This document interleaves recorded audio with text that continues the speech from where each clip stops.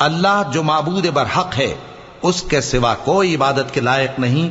तो मोमिनों को चाहिए कि अल्लाह ही पर भरोसा रखें। मोमिनों, तुम्हारी बीवियों और औलाद में से बास तुम्हारे दुश्मन भी हैं, सो उनसे बचते रहो।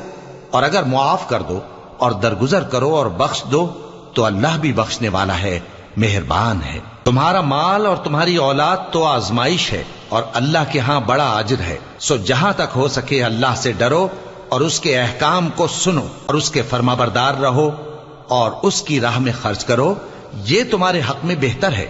जो शख्स तबीयत के बुख्ल से बचाया गया तो ऐसे ही लोग राह पाने वाले हैं। अगर तुम अल्लाह को नेक नियति से कर्ज दोगे तो वो तुमको उसका कई गुना देगा और तुम्हारे गुनाह भी मुआफ कर देगा। और अल्लाह कद्र शनास है, बुर्दबार है, पोशीदा और जाहिर का जानने वाला है।